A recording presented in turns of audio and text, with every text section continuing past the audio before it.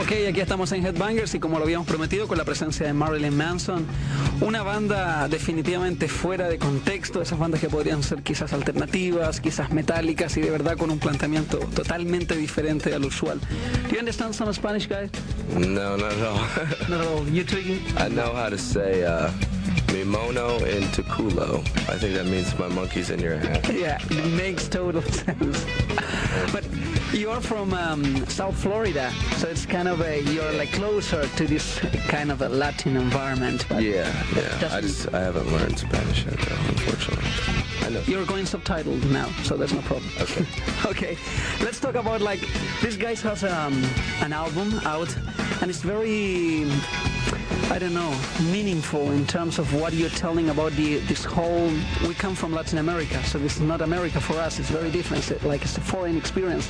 Right. But you talk about like this American thing going on in terms of I don't know. Right. It's different in terms of.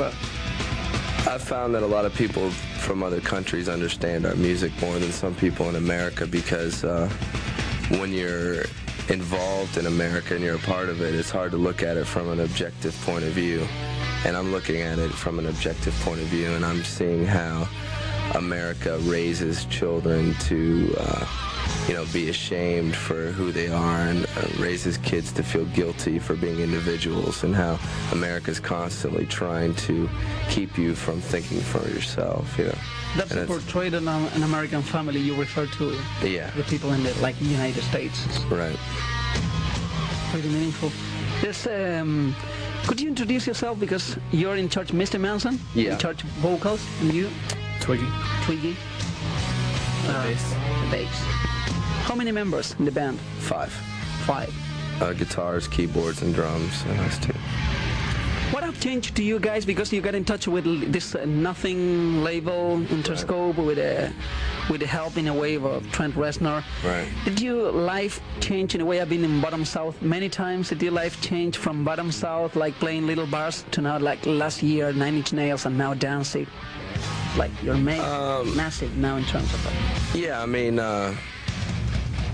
we don't let anything go to our head, but we've worked hard for 5 years, and then we worked things out with Trent and got on his label, and he believed in what our music was about, and we just had to start over from the beginning. We had developed a big following in our hometown, and then we had to start from scratch in America and do that all over again.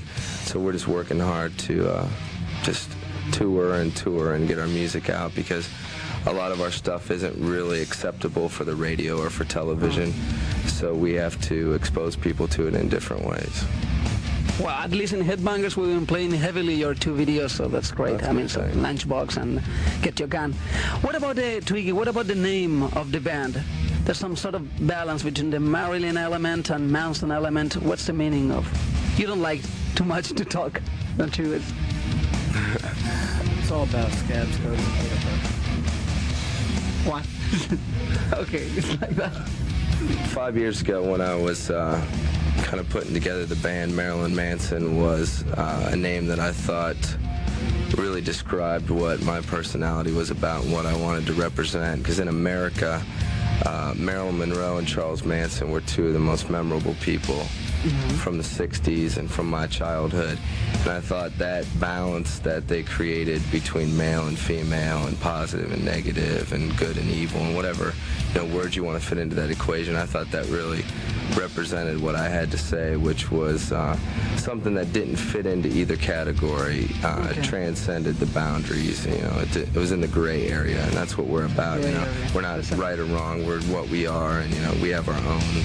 It's all about like a balance or a lack of balance, maybe. It's right. 2 elements. Exactly. Okay, so we're gonna watch a video from you guys aquí junto a Marilyn Manson. Esto es el video de Lunchbox. Seguimos en Headbangers, tenemos una pausa, pero de todas formas vamos a conversar un poco más con este concepto distinto. What about the video we just saw about Lunchbox?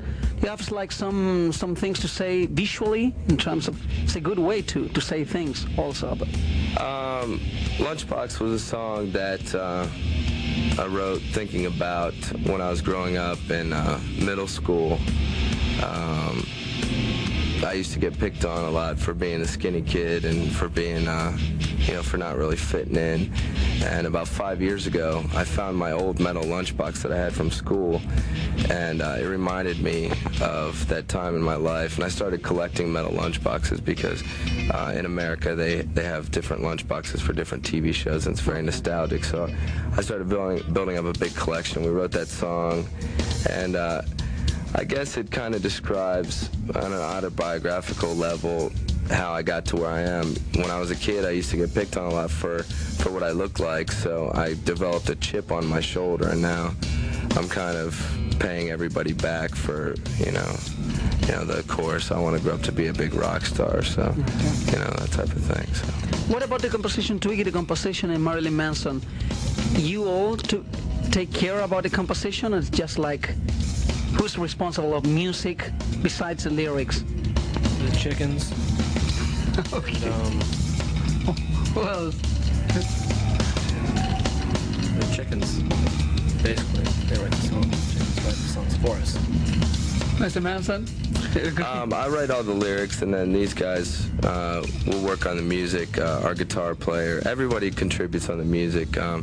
Twiggy spends a lot of time at, if you ever been to Disney World in America, they have a zoo thing, and he likes to talk to the chickens. It's his favorite thing, so okay. That's where he gets his inspiration from. Mr. Manson, it seems that there's a lot of experience that you draw, like lyrically, about your childhood, about like your personal experience. That could be an experience of many people, too, in any part of the world, too. Yeah, I talk about the things that I experienced growing up. I don't try and talk about anything that I haven't been through. I don't try and think about things that I don't know about. I just talk about what I know, and I think a lot of people grew up the way I did, and they didn't feel like they could fit in, and I'm basically trying to share with those people so that they know that it's all right not to fit in, because you don't have to fit in. You make your own place to fit in. And at the same time, I try and hang on to a childish mentality, kind of like Peter Pan, because I don't think you necessarily have to grow up. There's no reason why you have to become a responsible adult, I think, if anything, I'm proving that, Very interesting point. And what about Marilyn Manson as a show, Twiggy? How would you describe? Because Latin American audience never seen they're hoping now, because they've been exposed to 2 videos of yours. How would you describe a show of Marilyn Manson? You know about that? Good. I heard that it was very theatrical, very... I don't know if you could call it that, because it's like on the Mickey Mouse Club, anything can happen day. That's what happens with our show. So the police are always standing by waiting to arrest us because they don't know what's going to happen. Things that you might see would be,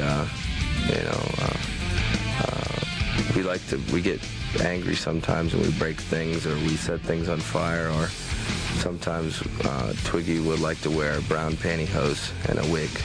Okay. That's sometimes how he gets his anger out. I don't know why, but I can't speak. Twiggy, don't you think that sometimes if the people use the word sick, it's kind of the interpretation of the people? Like sickness comes from, that is kind of sick.